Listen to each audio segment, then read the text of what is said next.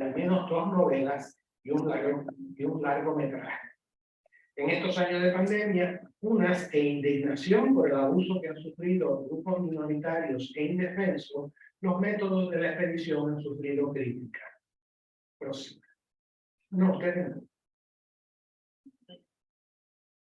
La viruela era un mal temible que producía la muerte en el 30% de los que la padecían. Próximo. Desde temprano, la humanidad comprendió que la apariencia de las lesiones, su desarrollo en diferentes partes del cuerpo y hasta su olor putrefacto eran distintivos. La enfermedad era transmisible de persona a persona y también por contacto próximo con las costras de algún enfermo. Próximo. Los sobrevivientes no la volvían a padecer en una epidemia siguiente. Era fatal en una alta proporción de los casos y dejaba muchos sobrevivientes ciegos, próximos, desfigurados o inválidos.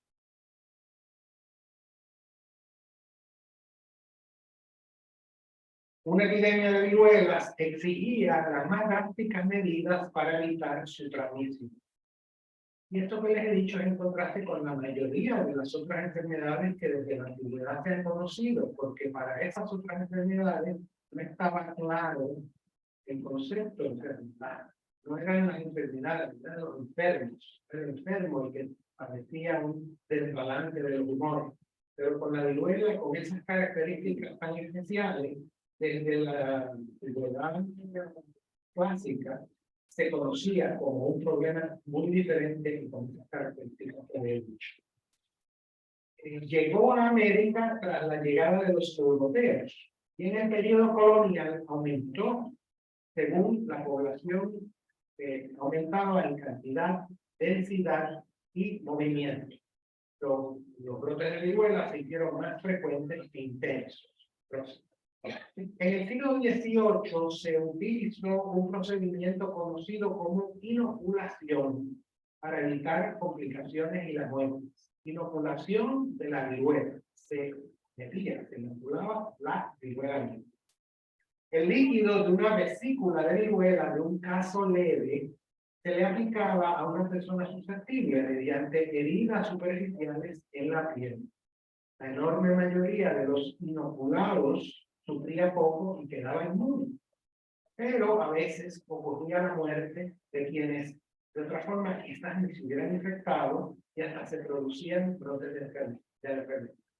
El controvertible método, sin embargo, preparó a los científicos y al público para la aceptación de la vacuna.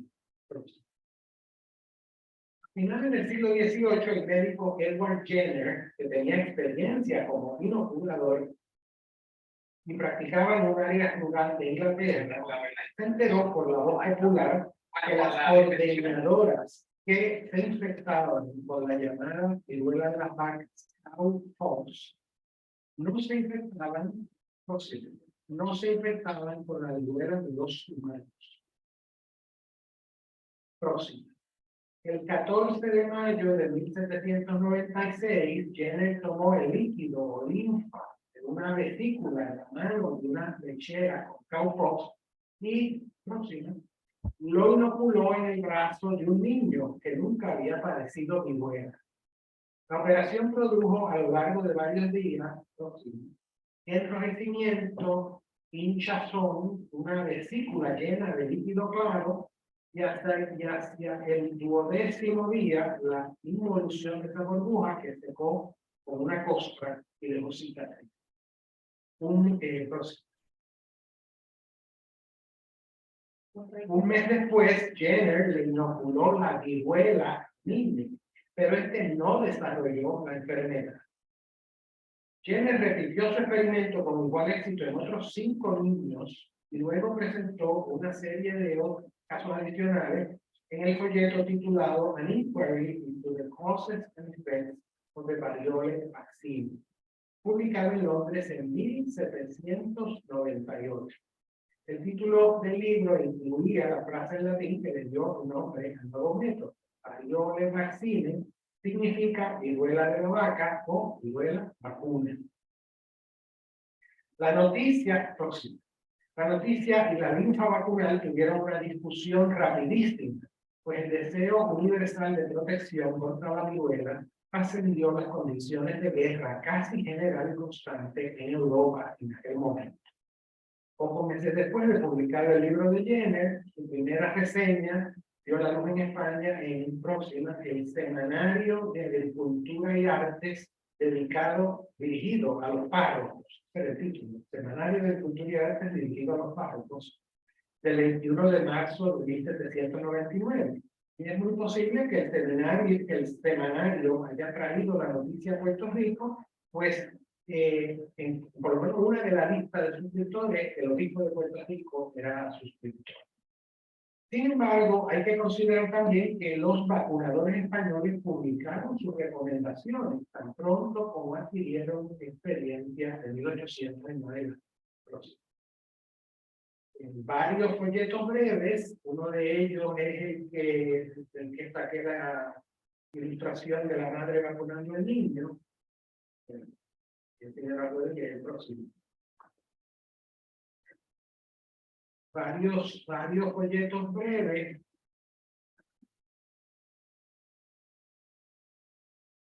y sencillos, dirigidos tanto a los padres como a los cirujanos, llegaron rápidamente a América, antes de que hubiera linfa vacunal accesible. Es decir, en América se sabía que existía este alimento, pero no tenían el producto.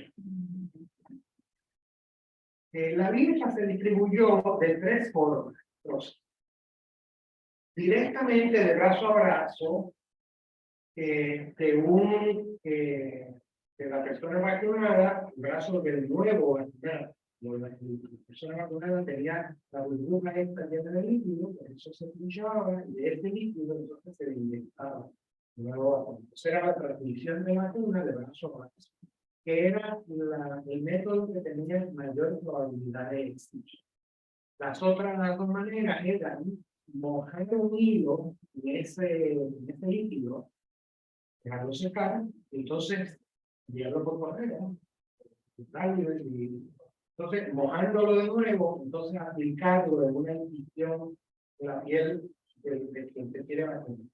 O echar gotas de ese líquido en una laminilla de cristal, taparla con otra, sellarla y transportarlo así. Y reconstituirla echándole un poquito de agua. Y entonces, de nuevo, los hilos, los cristales, tenían mucho menor probabilidad de éxito. Próximo. El rey de España, Carlos IV, propuso hacer llegar la vacuna a América. Durante la primavera y el verano de 1803, el Consejo de Indias y la Secretaría de Gracia y Justicia evaluaron distintas propuestas. Este esquema que ven ahí es un esbozo de los distintos organismos y personas que tuvieron que ver con el diseño de lo que se quería hacer, luego con la evaluación de las propuestas que se recibieron, de acuerdo a lo que se había pedido. Así que es el mismo método que se usa ahora cuando los National Institute of Health quieren un estudio sobre cierta enfermedad, que dice, bueno, queremos un estudio que resuelva esto y esto con tales características. Entonces la gente propone y se escoge el mejor. Y a ese mejor, que es lo mismo que ocurre ahí, aquí se le hacen enmiendas para que sea lo que uno desea. Así que el detallado proyecto del doctor Francisco Javier de Magnis fue aceptado con breves enmiendas y se le nombró director de la Real de Televisión y las crónicas de la vacuna. Magnis, que entonces tenía 50 años, que había servido como cirujano en el ejército y la armada, y había viajado a México y a Cuba varias veces, era médico honorario en 1800, uno de los principales propulsores de la vacunación en Madrid. En 1803 publicó su traducción del libro titulado Tratado de Histórico y Práctico de la Vacuna, del francés Moreau de Massy. El plan para la expedición anunciado a todas las dependencias del Imperio Español por Real Orden del 1 de septiembre de 1803 era llevar la linfa a América y a Asia en una cadena de brazo a brazo. vacunando 2 niños cada 9 o 10 días en las navegaciones. ¿Por qué niños? Porque la viruela era tan frecuente que después de unos años de vida casi todo el mundo había pasado la enfermedad. ¿No? Así que los que ya habían pasado la enfermedad inmune y la vacuna no les iba a provocar reacción. Que se necesitaban personas susceptibles a viruela, en los cuales se pudiera implantar la vacuna para pasarla de los niños. Para ese propósito se embarcaron en La Coruña 22 niños de 3 a 9 años que de recién nacidos habían sido abandonados por sus padres. Les llamaban expósitos, porque quedaban expuestos a la intemperie, algunas veces, y siempre a la caridad ajena. Es lo que salía en algunas novelas del siglo XIX, de los niños que dejaban en el entorno de un convento, porque quedaban en el salones de la iglesia, en las gradas de la iglesia, en la plaza del pueblo, y había gente que iba en camino a la casa de expósitos, lo recogía, lo echaba una canasta, no le daban ningún cuidado, la mortalidad era altísima, pero los niños estaban en la casa de expósitos. Así que 22 de estos niños iban en la expedición, acompañados, por supuesto, de adultos, 11 personas. País próximo. Y les voy a enseñar unas imágenes que son para imaginarnos, porque en ninguna de estas gente tenemos un retrato. Balmis, entonces próxima, José Salvani, que era el vicedirector, y próxima, doña Isabel Sendal, la rectora de la Casa de Expósitos de La Coruña, que llevó a su hijo de 7 años, como uno de los niños acudidos. Les enseñé las imágenes porque los voy a estar mencionando para que tengan alguna cara, en vez de sencillamente el nombre, pero es completamente imaginario. No sabemos cómo se ve esta. Entonces, iban los 22 niños, los 11 adultos ya son 33. Entre esos 11 adultos había también cirujanos, practicantes, enfermeros de algunas civil. Entonces hay que añadir la tripulación del barco. Serían como 20 más, así que estamos hablando de como 50 personas que viajaron en la corbeta mercante María Pita, de 160 toneladas de capacidad, 90 pies de largo y 25 de alto.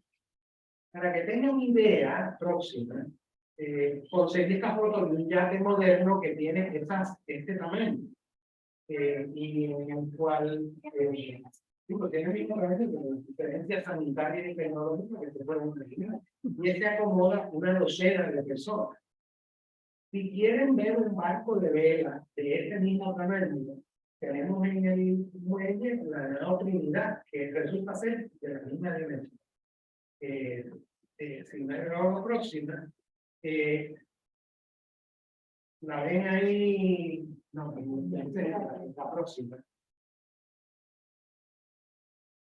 Claro, eso es ahí en el muelle, con el crucero detrás y eso, quizás no se ve bien, en la próxima. Pero si la visitan pueden darse cuenta de lo frágiles que eran estas embarcaciones en medio del océano. Una aventura. Pero no es el primer barco que hace el trayecto. Estaba gente cruzando todo el tiempo, había hombres, mujeres, comerciantes de niños, animales, haciendo esos trayectos. Todo. Entonces, próximo.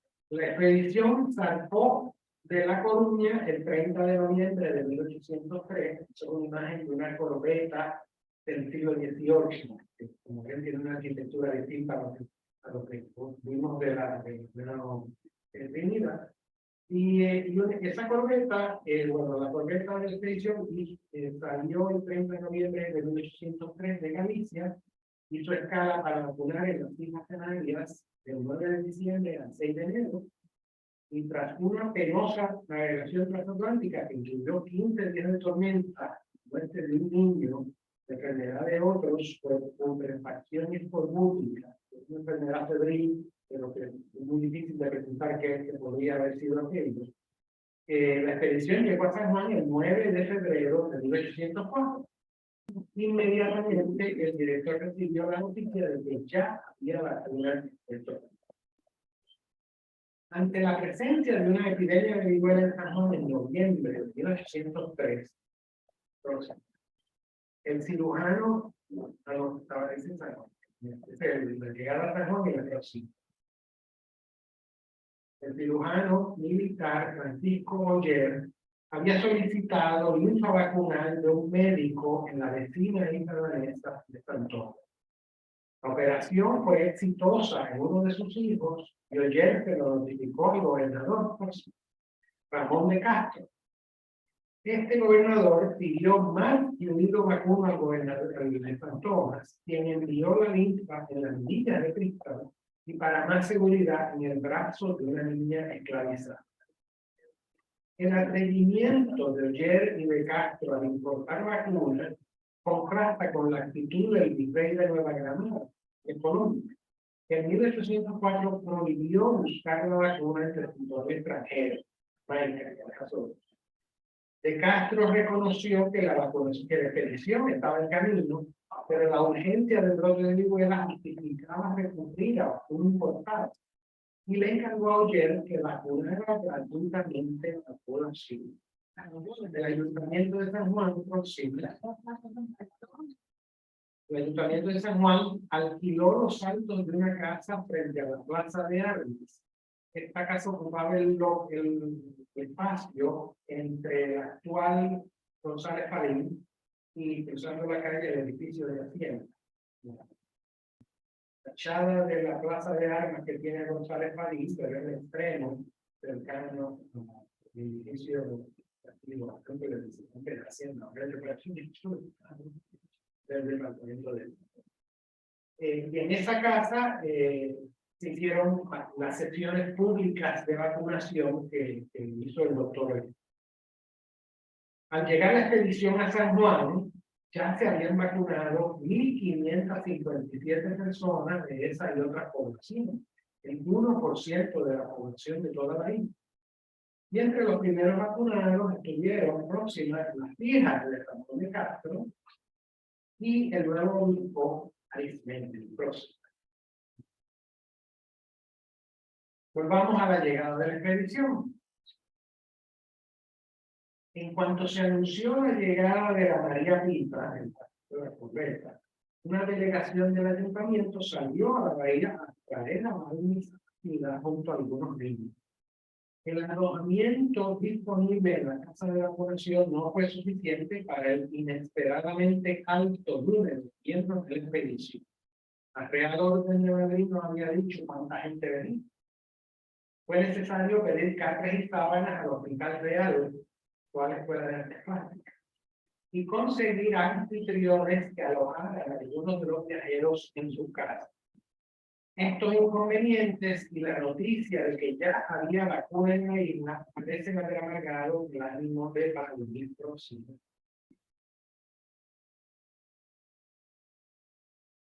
Quien desde el día siguiente empezó a presentar quejas y críticas al gobernador, culminando en la sospecha de que la vacuna que se había difundido en Puerto Rico podía ser falsa o inefectiva.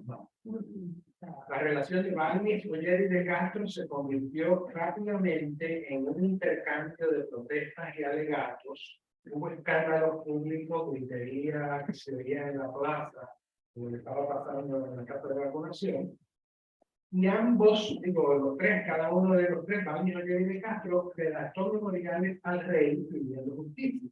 Por eso se sabe lo que pasó. Claro, son tres visiones distintas, pero cuando hay controversia, hay documentación en el archivo. Después de una serie de vacunaciones públicas y sesiones educativas para los cirujanos locales, usando el libro traducido por Balmis, pero también, como dije, varios altercados públicos, la expedición zarpó el 12 de marzo rumbo a Venezuela. Entre tanto, múltiples noticias confirmaron la certitud de los métodos de Oller, particularmente la transmisión exitosa de la vacuna en La Habana tras su llegada en el brazo de un niño vacunado en Puerto Rico.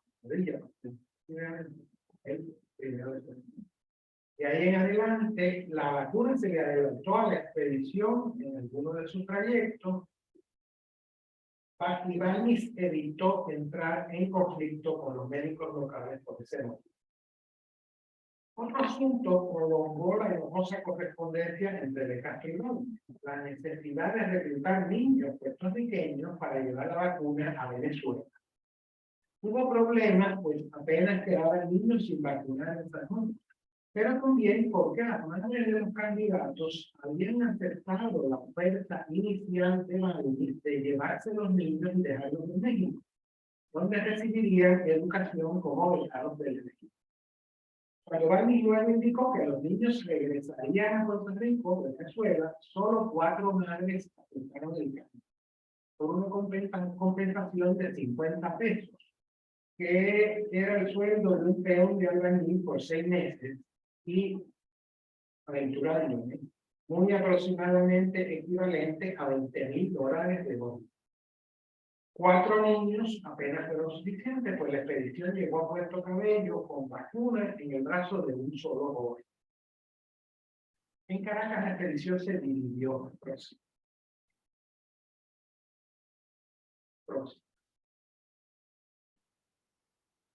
Estos mapas van a demostrar la localización de las diferentes subexpediciones al final de cada año. En 1804, Salvani, el vicedirector que formó la segunda subexpedición principal, la que fue a Sudamérica, Salvani y su equipo llegaron a Bogotá, mientras Balmis y su grupo habían llegado a México y llevado la vacuna al norte y sur de Nueva España hasta Guatemala. Los niños que salvaron con la expedición en La Coruña fueron asignados al Real Oficio de Pobres de Ciudad de México. Próximo. A finales de 1805, Salvani y compañía habían recogido Quito, Guayaquil y el norte de Perú. Mientras tanto, el equipo de Balmis se había trasladado a Filipinas con un nuevo grupo de 26 niños. Los padres encomendaron a sus hijos a cambio de una compensación económica y la promesa de que les serían devueltos. Balmis, enfermo con una diarrea crónica, se separó del grupo en agosto para regresar a Europa, pero el trayecto le permitió llevar la vacuna a China. Próximo. En 1806, Balmis completó la vuelta al mundo regresando a Madrid y Salvani llegó a Lima. Próximo. En el 7, la expedición de Filipinas volvió a México con los niños. Salvani llegó a Arequipa y el cirujano ayudante Grajales llevó la vacuna al Paraíso en Chile y su área norte. Próximo. En 1808 empezamos a ver un progreso sumamente lento en Sudamérica, posiblemente relacionado a la situación política creada por la invasión napoleónica en España. Pero también a que Salvani, aunque muy laborioso, según documenta su informe, está alcanzando el extremo de su resistencia física. Solo llega a Puno, al sur del lago Titicaca, mientras Grajales está luchando en las zonas inhóspitas al sur de Chile. Próximo. En 1809, Grajales llega a Concepción de Chile, mientras que Salvani llega a Oruro. Próximo. En 1810, Salvani muere en Cochabamba, en julio. Grajales llega a Valdivia y, fuera del mapa, Balmis desde España vuelve a México para ver qué está pasando con la junta de vacunación. En 1811, Grajales llega a Chiloé, en la Patagonia chilena, y se embarca de regreso a Valparaíso. Balmis regresó de México a España en 1813, a nivel de la expedición, la historia de la expedición, el desarrollo de la expedición. De todos los integrantes de la expedición, solo Balmis tuvo su momento de gloria en la corte. Carlos IV lo recibió en el Palacio de San Ildefonso el 7 de septiembre de 1806 y le expresó públicamente su complacencia en los logros de la expedición. 2 de los 11 compañeros murieron en el ejercicio de sus funciones. 4 regresaron a España en plena guerra de independencia y 5 se quedaron escapados en América. Próximo.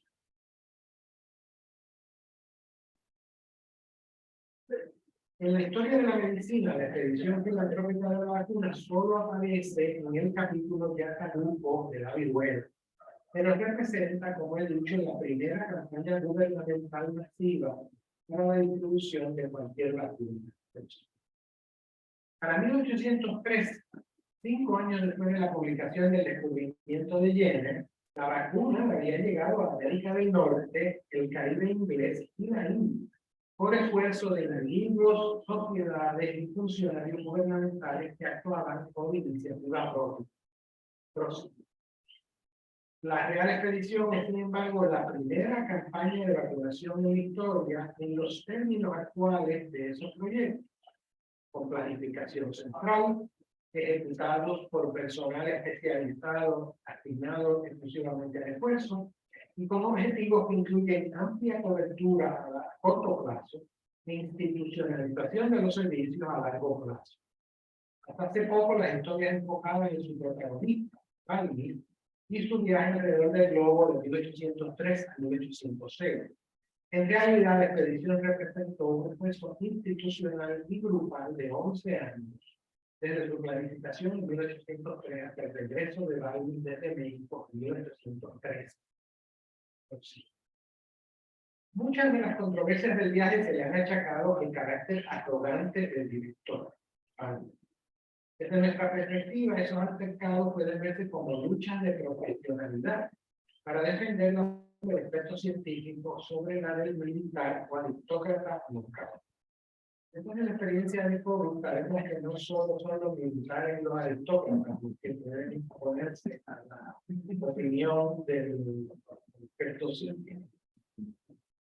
Los grandes conflictos en la expedición, aunque ostensiblemente relacionados con las diferencias, los respetos debido a la expedición y los costos del proyecto, en realidad giraron sobre los objetivos prioritarios de toda la campaña de vacunación: la eficacia y seguridad de la vacuna, la protección de los participantes y la transferencia y persistencia de la tecnología para el beneficio de la población. La renuencia de algunas autoridades locales a pagar los gastos de la expedición se ha atribuido a la llegada previa de la vacuna, en lugares donde la visita de la misma ya no se veía como un beneficio, ya habían recibido la vacuna. Pero también a la crítica situación fiscal en todo el imperio español en esos años. Más allá de la anécdota, podemos señalar una tensión eterna en los esfuerzos de salud pública. Es difícil persuadir a la sociedad que los gastos de prevención, de la que sea, representan eventualmente un trabajo. La evaluación de la calidad de la vacuna local era de importancia clave, y lo ha sido en todas las campañas de vacunación desde entonces. El inesperado hallazgo de que ya había vacuna en San Juan y los envíos desde Puerto Rico y Cuba que propagaron vacunas útiles con muy poco adelanto a la expedición, excepto en Lima y Chile, hicieron el asunto de calidad vacunal una de las preocupaciones principales de Biden.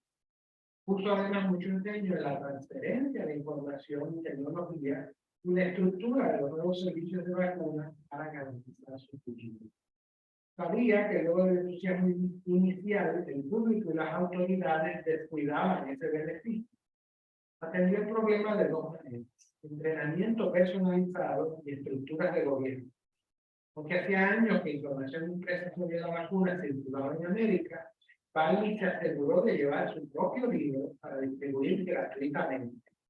Además, supervisó demostraciones prácticas para los vacunadores. En los lugares que la expedición visitó, excepto San Juan, Palmi dejó instrucciones para el establecimiento de una junta de vacunación encargada de mantener, propagar y estudiar la vacuna. Las juntas locales debían producir información para que los profesionales continuaran aprendiendo. En San Juan, el ayuntamiento comisionó a los doctores Oyer y Emilio para redactar un reglamento de servicios de vacunas que entró en efecto a finales de 1804. La expedición nunca puso en duda la absoluta seguridad de la vacuna bien administrada. La primera generación de vacunadores estaba prácticamente ciega a la posibilidad de efectos adversos graves. No percibieron que la vacunación de brazo a brazo servía para transmitir otras enfermedades como sífilis y hepatitis. Las nociones que ellos tenían de transmisibilidad de enfermedades no inducían esta conclusión, y el ritmo de marcha de la expedición hizo imposible detectar problemas de desarrollo lento.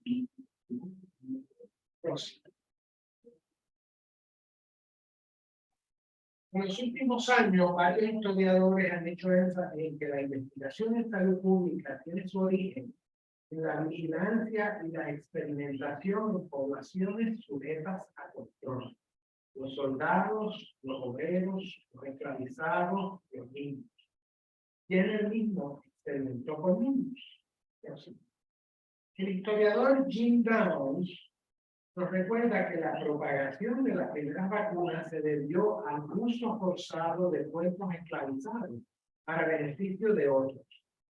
Downs, en este artículo que ven en la imagen, cita mi descripción de los eventos en San Juan por la niña enviada desde San Tomás como portadora de la vacuna, pero no menciona el uso de niños expósitos, ni los alquilados por los padres, ni niños indígenas vacunados a lo largo de la expedición, excepciones dudosamente voluntarias.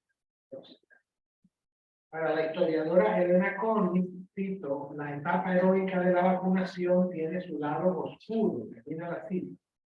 Y ella destaca la expedición de la vacuna como el ejemplo más infame por el uso de niños vacunados de brazo a brazo. Yo no estoy de acuerdo con esa categorización, pero tampoco niego que hubo ejemplos infames. Y voy a dar próximo. Cuando el gobernador que siguió A.D. Castro, investigó la efectividad de la vacuna introducida por Oyer, recibió de diferentes pueblos informes de vacunadores que habían difundido el método con la vacuna. El cirujano de la Villa de Aguada y su distrito, Gabriel Monteón, bajo la autoridad del jefe local, Andrés Rosa o de la Rosa, de las dos maneras, decidió probarle la efectividad de la vacuna a quienes dudaban mediante un experimento, sus palabras, llevado a cabo en marzo de 1804. Monte Aragón llevó una mujer y un hombre esclavizados que eran vacunados de propiedad de Andrés Rosa, cada uno a casa de un enfermo de viruela.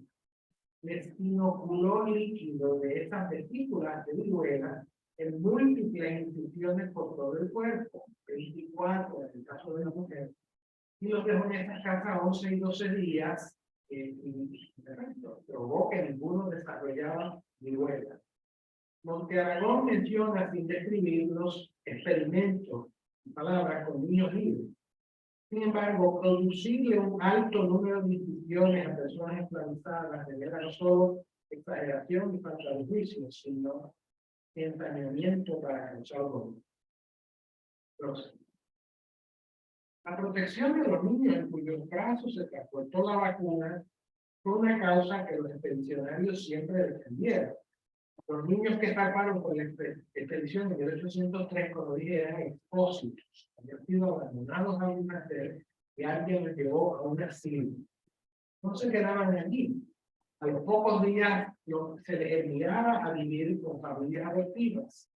Cuando los niños cumplían 5 años de edad, esas familias los adoptaban legalmente o los devolvían al asilo, que trataban de asignarlos donde mejor pudieran buscarse la vida.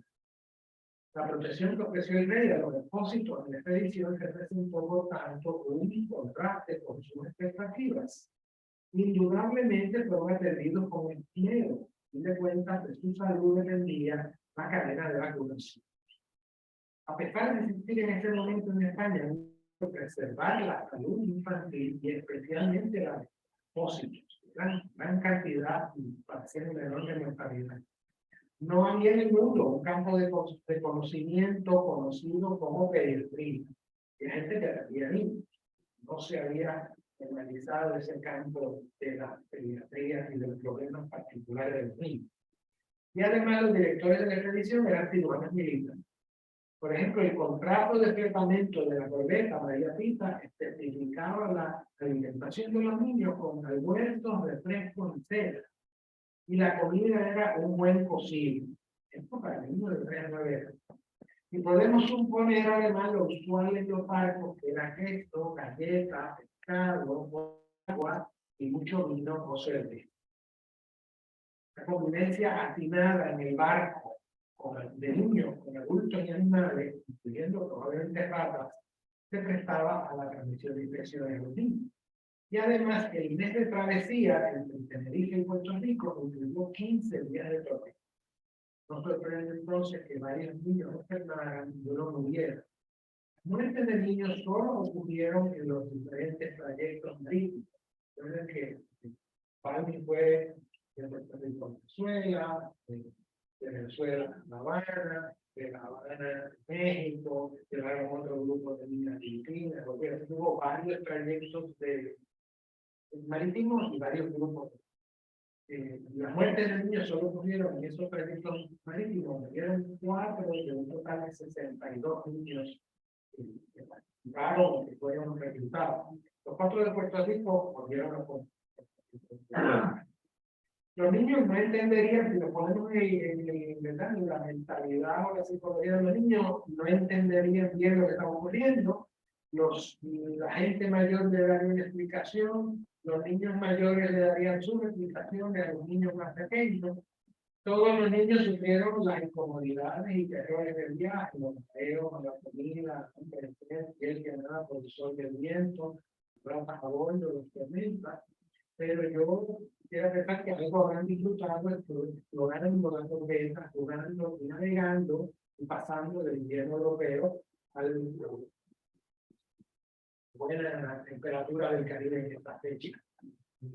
En San Juan recibieron un trato más regalado. El ayuntamiento pagó por vestidos y zapatos nuevos para todos, además de bizcocho, arroz con leche, caña dulce, naranja, limonada, chocolate y hasta antojos, que no se detallan en la lista de gastos, pero que costaron por lo menos $200 de valor actual.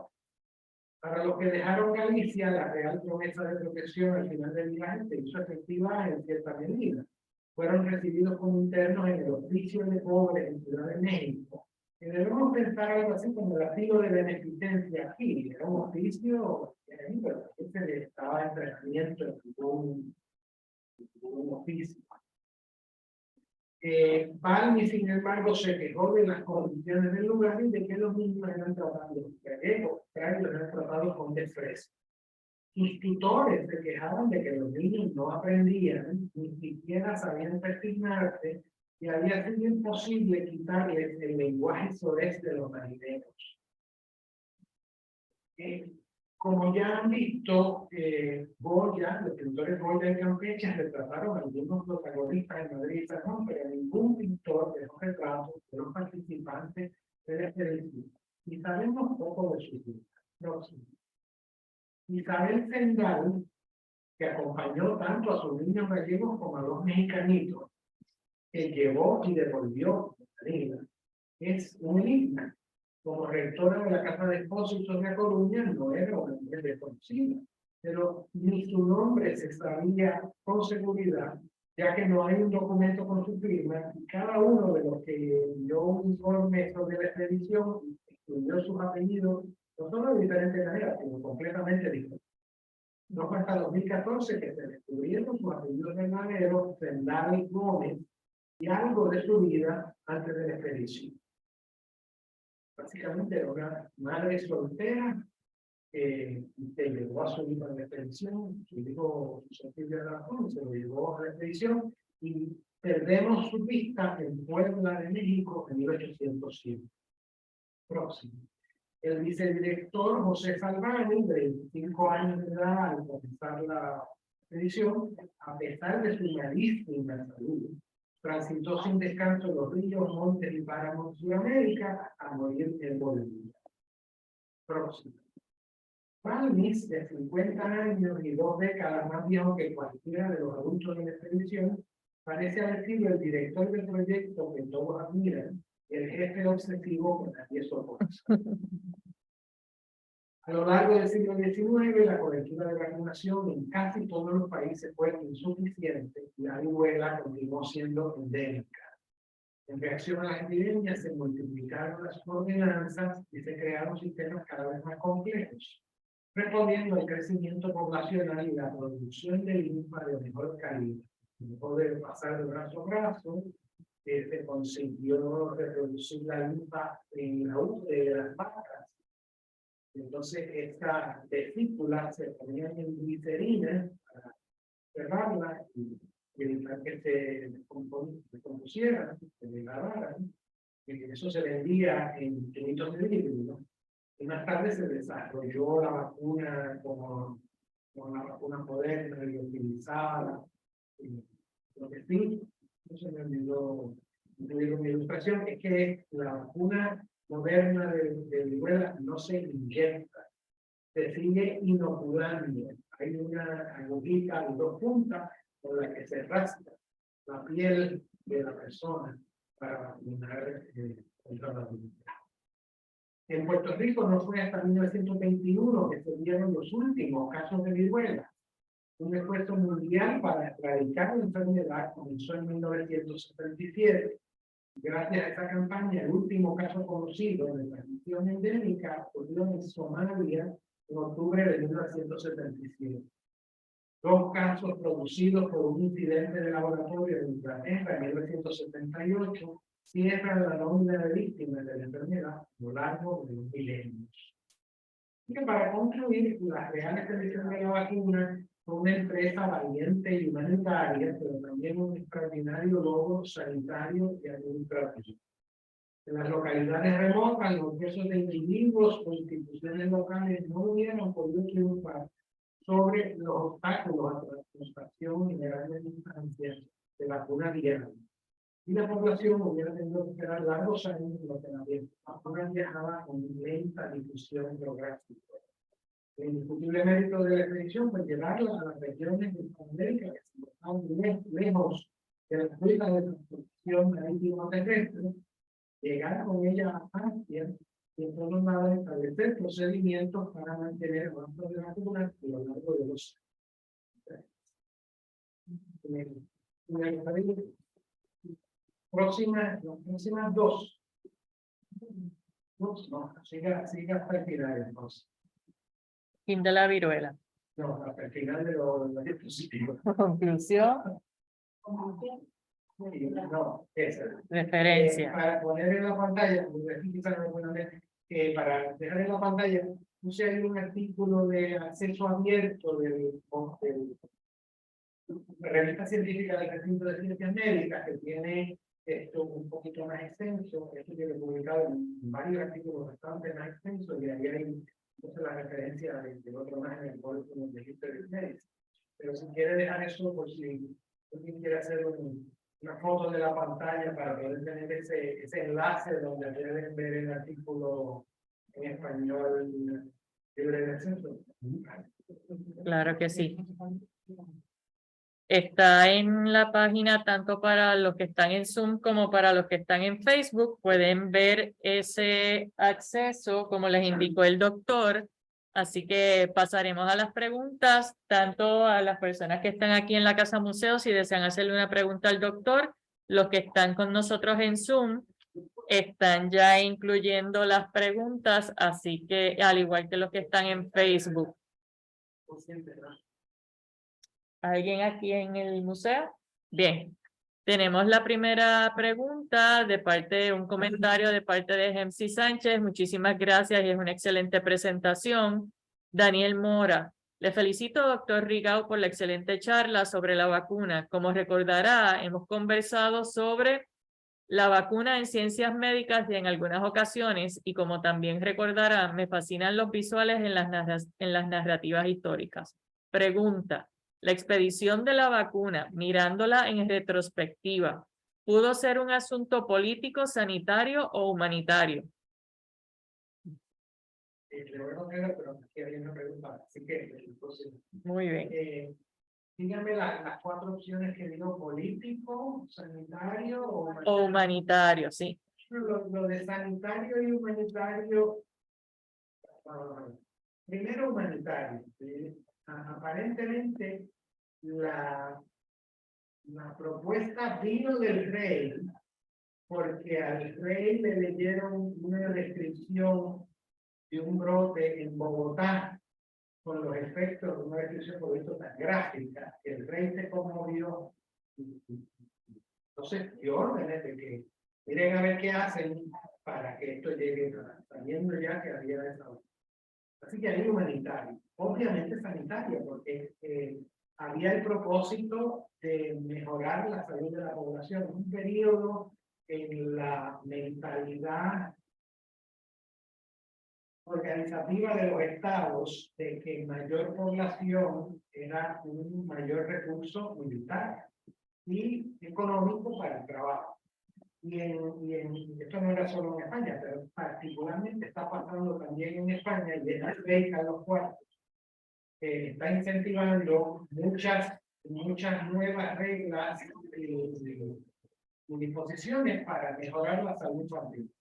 La cuestión de los asilos, los propios expósitos, los sube de categoría para que no sea un estigma social y puedan conseguir trabajo. Y para que también la condición de los asilos, no sé, la totalidad en estos asilos era 50 a 80%, está terrible. Político, no, bueno, político en el sentido de que se hace también pensando que esto va a ser un beneficio para América, pero no creo que tuviera fuerzas políticas a las que el rey va a apaciguar o complacer con enviar la vacuna. Sus súbditos se lo agradecerán, pero es en esta mentalidad antiguo régimen de relación paterna del rey. Lo que sí pensaron con mucha cuidado de quién iba a pagar esto, de qué fondo iba a salir esto. Y llegaron a la conclusión de que la población que más se beneficiaría era la población indígena, porque tenían un historial de mucha mayor severidad en las epidemias de viruela. Razones inmunológicas históricas, pero así que se pagó de los fondos, de los impuestos que pagamos los indígenas. En Puerto Rico no hay indígenas, esa historia no la tenemos aquí, pero sí que eso fue parte del problema de Puerto Rico. Tuvo que pagar el municipio, pero en los México, que había poblaciones indígenas que pagaban un impuesto particular, estos trayectos se pagaron. Se suponía que se pagaran, porque todas las organizaciones tuvo un consejero según dispuso Madrid, que se pagaran del fondo del impuesto de los indígenas. Y usted tenía la pregunta. No, yo pensé que era Bien.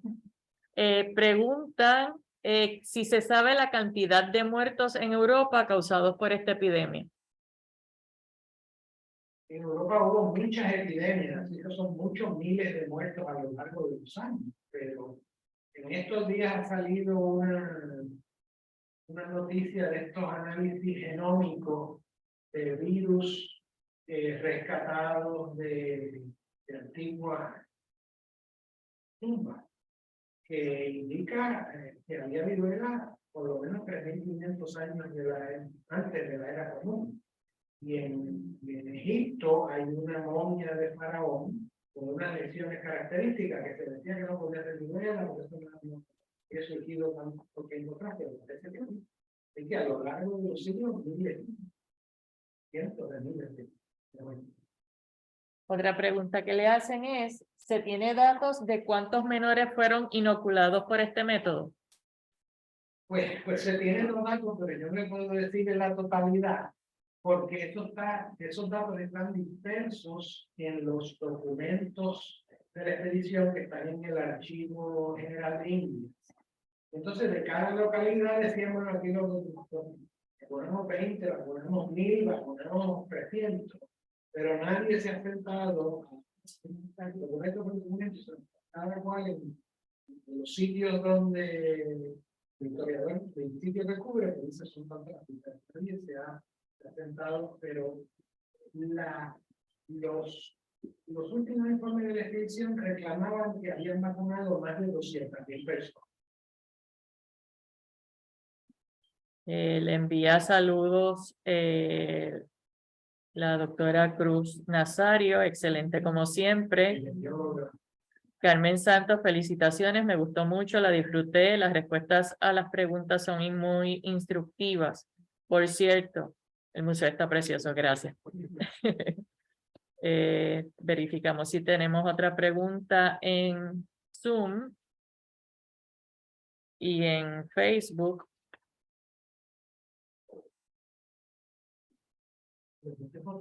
Sí. Yo le dije que había 2 novelas en una película.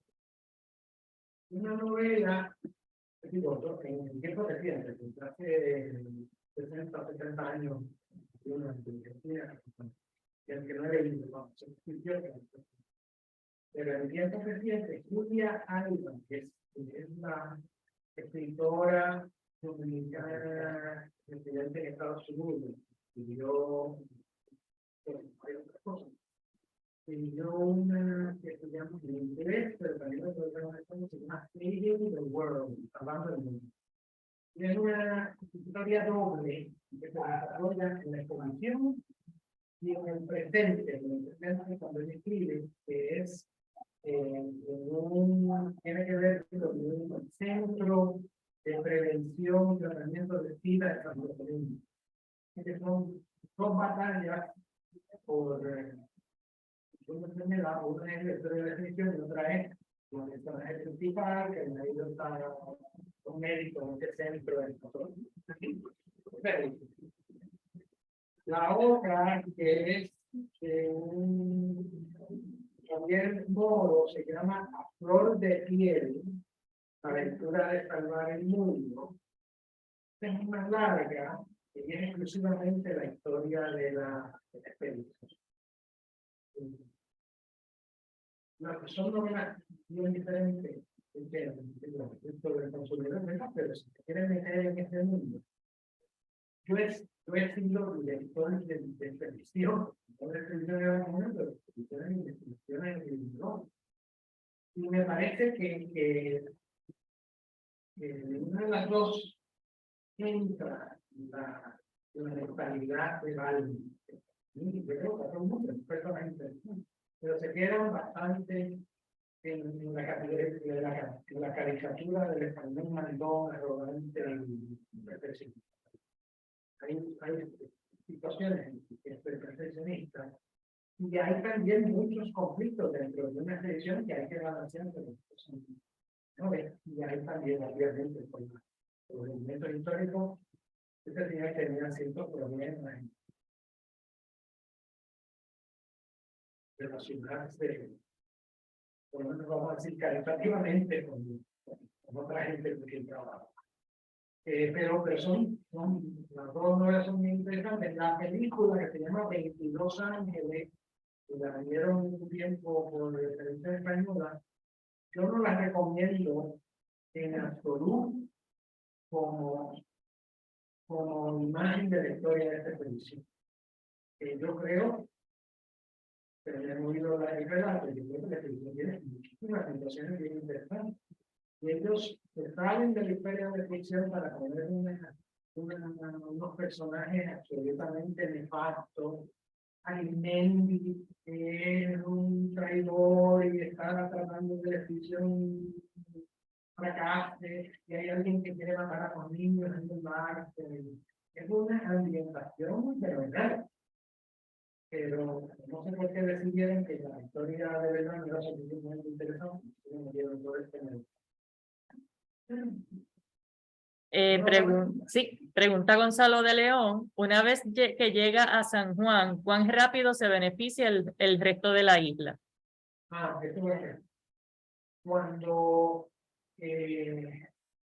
la respuesta rápida es bien rápida. Porque con lo que hizo con la llegada de la vacuna de ayer,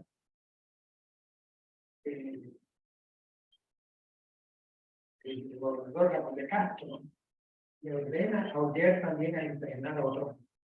Le escribe una especie de reglamento o instrucciones, no creo, instrucciones, y de los pueblos. Y entonces pide, yo le hablé de Monte Aragón y Aguada, pero estos vacunadores de los pueblos, lo que se les pidió fue que fueran a San Juan con 2 niños, para entonces llevar la vacuna a sus respectivas localidades. Y lo hicieron. Yo ahora mismo no recuerdo cuántos pueblos fue, pero obviamente Aguada, 11, y hubo otros. Porque me acuerdo el cuento del médico de Ponce y Aguada.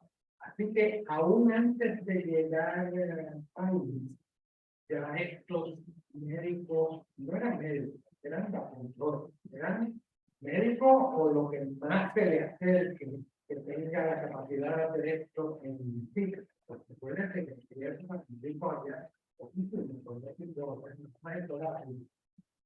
Y entonces llevaron a los niños y lo dieron. 11, entonces en la plaza de Ponce hicieron la sesión de la vacuna y así que fue rápido y también le pidieron que volvieran a San Juan para las sesiones estas que dio Bani. Y a uno de estos médicos, un cirujano militar, José Dorado, le pregunta, estuvo también presente en los altercados, no sé qué, así que en las controversias estas le pidieron testimonio. Y él decía que él vio los títulos de vacuna en los niños, rodilla a rodilla con válidos. Como diciendo, estamos pegados uno frente al otro, mismo en medio, supongo, enseñando cómo eran las lesiones de la vacuna válida. Porque acuérdense que, número uno, esto de la vacuna, un método nuevo. Así que esto nadie lo había aprendido donde fuera que se entrenaba, y no había manera de hacer análisis del laboratorio de la todo era ahora. Eso era lo que Bani quería enseñar, y en ese problema es que cae cuando Bani piensa que la vacuna de aquí no es una cierta, sino una falsa, que es un tipo de otra infección, inflamación, lo que sea, que es una vacuna. Preguntan que si se puede comparar entre la epidemia de la viruela con el cólera, ¿cuál se considera de peor efecto? La epidemia de viruela depende, bueno, en general, quiero retomar un poquito porque me resalta, en general las epidemias de cólera son peores que las de viruela. Siempre y cuando no sea la primera epidemia de viruela que le da a esta población. Que si da a una población donde todo el mundo es susceptible, pues lo que le dice la estadística, se muere la tercera parte del año. La epidemia de viruela de 1518-19 fue una de las grandes causas para la extinción indígena. Una población completamente susceptible.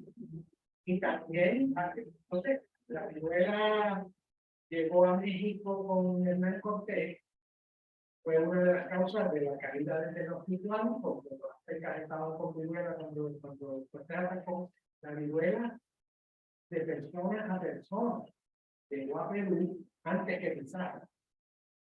Así que eso también, yo digo con el 30%, porque se habían matado cientos de miles de personas en Sudamérica justo antes de llegar. Pero la próxima epidemia, ya toda esa gente es inmune. Es que los que se van a infectar son los que se salvaron de infectarse la primera vez y los nacidos desde la epidemia de la tercera. Pero con cólera no hay esa inmunidad buena. Así que usted le puede dar cólera en la segunda o la tercera epidemia, aunque ya le había dado. pregunta. Doctor, este personaje básico, se podría, específicamente, se podría decir que era un epidemiólogo. No, bueno, como en aquella época no existía la epidemiología, no había el nombre, era como la pediatría. En ningún momento, pero yo no le pondría epidemiólogo, ciertamente médico de salud pública, que él atiende grandes poblaciones, vacunas, se preocupa el efecto poblacional. Pero él en ningún momento hace investigación de la causa de la enfermedad, investigación de por qué hay un brote, ni siquiera se plantea, ¿verdad?, mirar estos casos comparados, los vacunados comparados con otra cosa, sino que lo de él es el ojo clínico, el correcto entrenamiento. Así que es un clínico salubrista, más que lo que ahora podríamos considerar. Comenta Daniel Mora que de cólera murieron cerca de 25,000 en Puerto Rico entre 1855 y 1856 y que el mayor porcentaje de las muertes fueron entre esclavos, negros y pardos. Era la terminología de la época, gente de tendencia hacia Daniel Mora, que no lo conozca, es un historiador de la medicina, servicio de computadora también en el Instituto de Ciencias Médicas, y su tesis de maestría sobre el cólera en agresivo, que estaba en el Estado. Pero en Puerto Rico hubo una epidemia de cólera. Se temió que llegara el cólera, estaba en el Caribe de los años 30, 1930, no llegó con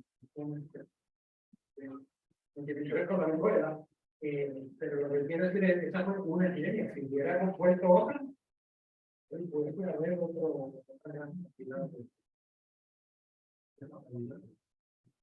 Preguntan cuándo fue el último brote importante de viruela en Puerto Rico. 1921, brote, ahora digo yo, no tengo como epidemiólogo, fueron 4 casos. 4 casos importados los dos pueblos. Hubo unos casos importados, 2 personas que vinieron de Santo Domingo de distintos pueblos. Esta que en República Dominicana había una epidemia este año. Entonces, esos infectaron a 1 o 2 personas su contorno. Pero de ahí no pasó. Ya para 1900, bueno, puede decir, en 1899, el ejército americano, un poco Puerto Rico en el 98, pero había una epidemia de viruela en Puerto Rico y el ejército, el gobierno militar decidió imponer una vacunación obligatoria para todo el mundo. Y fue obligatoria de verdad. Usted no podía subirse al trolley, ir a la escuela, entrar en la iglesia, ir a un teatro si no presentaban su carnet de vacunación.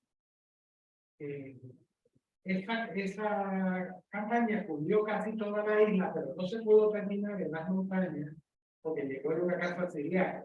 Así que ahí se acabó con la campaña de vacunación porque la isla estaba en ruina y había que dedicarse a otras cosas. Pero de ahí en adelante no hubo más muertes. Se transmitía viruela, pero había tanta gente vacunada y aunque la vacunación después de 7, 10 años ya no protege bien, siempre protege algo. Así que después de esa vacunación forzosa en 1999, se continuó vacunando a los niños. Una epidemia en esa zona en el 16, pero no se murió nadie. En Puerto Rico Ilustrado sacó un artículo diciendo, pero ¿cómo van a decir que es una epidemia que no se ha muerto nadie? Un montón de gente con así que el último brote fue ese y el último caso, creo que fue en San Germán. Pero fue en 1921. Después hubo otras campañas de vacunación porque había viruela en la isla cercana y en el 57, esa fue la última campaña de vacunación de viruela de Puerto Rico. Yo imagino que a todos ustedes y del viaje del norte, Esto es una que tiene 2 puntas, con un tenedorcito de 2 puntas, bien pequeñito.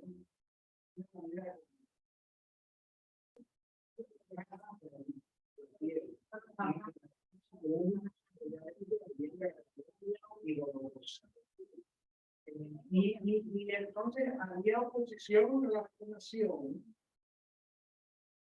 Bueno, pero una vacuna no muy pensada. Saben los animales a veces cuesta directamente de la vaca, tiene muchísima inflamación. Y el obrero que dependía de su trabajo perdía una semana de trabajo de ingreso. No tenía que comer porque no puede usar ese brazo de que le dolía. Así que había aquí en Inglaterra, que fue donde empezó la vacuna, también fue donde empezaron los grupos anti-vacunales en el siglo XIX. Pero digo de nuevo, siempre las vacunas tienen algún efecto secundario, la cosa es disminuirlo. En época eran mucho más notorios, lo de ahora es muy diferente. Lo de mucho menores, pero depende también del riesgo que haya de infección y que haya de. Pregunta el doctor Daniel Mora, ¿cómo puede comentar sobre los cementerios? Si mal no recuerdo, en alguna de estas epidemias se abrieron secciones para varilosos. Variolosos, sí. ¿Cómo se sabía de nuevo? Conocimiento antiquísimo, que las costras transmitían la enfermedad, pero había que tener muchísimo cuidado con los cadáveres. Y el manejo y la limpieza de los cadáveres. Y había la idea de que la costra, de que si se desenterraba el cadáver, si se manejaba porque había que cambiar la tumba o lo que fuera, que eso también, y entonces iba a ser un riesgo para el que hiciera eso. Así que se separaron los entierros, se abrieron, se abrió una epidemia grande, se abría una sección de variolosos y se registraba en el registro civil y el cementerio, porque si había que cambiar aquello, hacer algo en la tumba, había que pedir permiso de ayuntamiento. Ya pasan tantos años. Y también hubo gente que se enterraron en los campos. El profesor Marimut de Mayagüez, que hizo una vez una serie de documentos visuales, tenía una foto que eran 2 tumbas en una finca, en Hormiguero, de gente que había muerto por ¿cómo se llama? Por viruela. En relación al doctor Marimut, se puede accesar, él tiene los libros libres de costo para, sí, de acceso libre, y está el de los cementerios y demás. Preguntan cómo podemos hacer una comparación entre la epidemia de la viruela con la del COVID. Bueno, de nuevo, la epidemia de la viruela, hubo muchas epidemias de viruela a lo largo de la historia de la humanidad, y la humanidad aprendió salud pública con la viruela, porque como les digo, era una enfermedad tan distintiva hasta por el olor, que se aprendió a identificar, es una de las primeras conceptos de enfermedad versus descomposición de los humores del individuo. Esto es algo que viene de algún sitio. Entonces, claro, de dónde viene, cómo viene, qué lo provoca, eso se discutía mucho, pero lo que era, se veía clarito.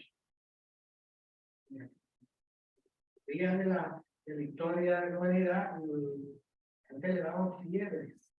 Pero era un diagnóstico como decir cáncer. El cáncer puede ser de muchos órganos del cuerpo de distintas maneras. Y entonces las fiebres, pues había toda una taxonomía de fiebres pútridas, fiebres éticas, fiebres físicas, y fiebres cuartanas, especiales, y todas esas cosas. Pero la viruela no era una fiebre. ¿Qué era? Pues no se sabía. Todavía en el siglo XIX, antes de Pasteur, están están hablando de que son una especie de venenos que todo el mundo lleva. Y algo en el ambiente provoca la fermentación de ese veneno. Entonces eso provoca la úlcera, y que en realidad la enfermedad lo que ha hecho es hacerte sacar el veneno del cuerpo. Por eso no te da más.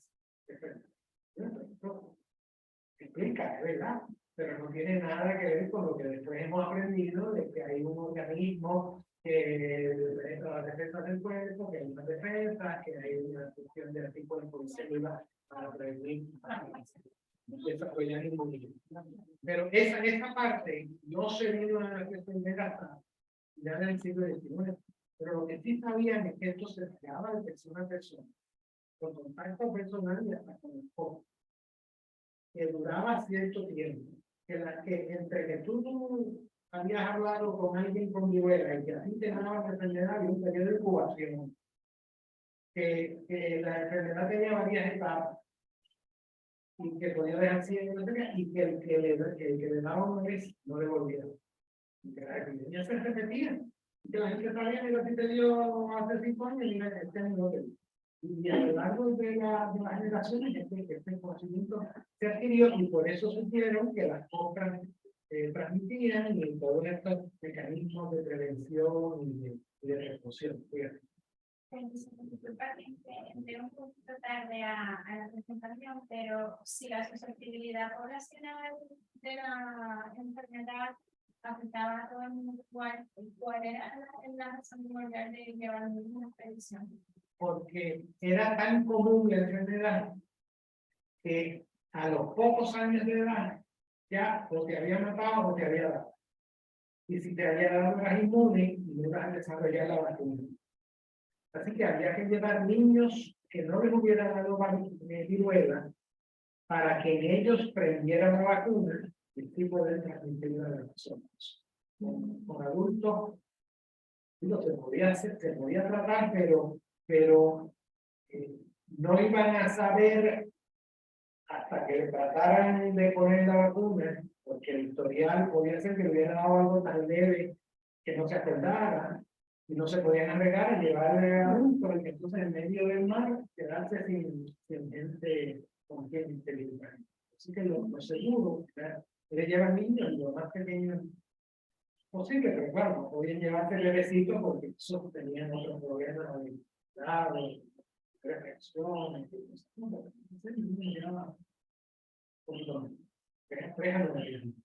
Y fue la viruela la primera pandemia. Bueno, lo que pasa es que, como le digo, la única que tenía nombre en esa época era la viruela. Yo conocí a un profesor de medicina que decía que la primera pandemia fue influenza, pero ese diagnóstico no lo tenía, no había puesto ese nombre. Si hubiera sido una de esas fiebres y no lo hubieran reconocido como algo bueno. Pero ciertamente ya para 1518 o 18 o 19 hay una carta de los monjes jerónimos, son los que están dirigiendo el gobierno de las Antillas, prácticamente Santo Domingo y Puerto Rico, y apenas Cuba estaban cerrados. Después de la familia Colón y de los comendadores, no tenemos una carta a Carlos V diciéndole que este año ha habido una terrible influenza, se ha muerto la mayoría de los indios y dicen que está comenzando el Puerto Rico. Dicen que se ha hecho todo lo que se ha podido, pero ¿qué era lo que se ha podido en aquella época que consideraban? Hay otras descripciones de gente que vino después, ¿verdad? Por ejemplo, Bartolomé de las Casas, que decía que los indios tenían la mala costumbre de bañarse mucho, que es lo que uno necesita, pero los españoles para ellos eso era nacer. Así que hay unos testimonios posteriores, hay una carta de un obispo que dice que se dividió 2/3 partes de los indios que tenía asignados, pero no dice cuántos indios eran. No sabemos si es el grupito en particular, pero como pandemia, sí fue la primera pandemia porque ocurrió en 2 países contiguos Y entonces después se llevó a Cuba y de ahí bajó, como le dije, a Sudamérica. 5 años la padecieron antes de que llegara a Cuba. ¿Quién la ganó? ¿No? ¿Quién la ganó? Bueno, eso no se sabe. Salvador Bravo piensa que fueron los barcos, pregunta siempre la culpa algo que no es África. Que eran los barcos negreros donde había empezado La trata. la trata. Paraban, y algunos barcos pararon. Otros que digo, también si la tuvieron en Santo Domingo, había tanto tráfico comercial que no hay que pensar necesariamente. Lo pudo haber sido parte de la carretera. Muy bien, pudo haber sido parte de Santo Domingo, porque mucha comunicación. Pero para no tenemos ninguna información no se puede decir, bueno, empezó en el oeste de la isla, en San Juan, no, porque lo único que sabemos es que dicho nos han que en la isla de San Juan y esta posibilidad. No, en la época no se ocupaba de las condiciones sanitarias, o sea, la isla era para sacar oro. El doctor Daniel Mora compartió en Zoom una dirección del recinto de ciencias médicas que incluye 3 podcasts de cólera, lepra y viruela. Así que mañana yo lo subo a la página de Facebook y el que esté interesado lo incluyo en su correo electrónico. Así que no tenemos más preguntas. ¿Alguna pregunta de ustedes? Bien, pues a todos les damos las gracias, especialmente a usted, doctor Rigao, por haber venido acá a la Casa Museo a ofrecer la charla. Le agradecemos la presentación, de igual manera a las personas que nos acompañaron por Zoom, que estuvieron presentes, y a los que nos acompañaron por Facebook. A todos les damos las gracias y les esperamos en la próxima charla, que será en el mes de febrero. Estén pendientes a nuestras redes sociales para que sepan cuáles serán las mismas. Que tengan muy buenas noches.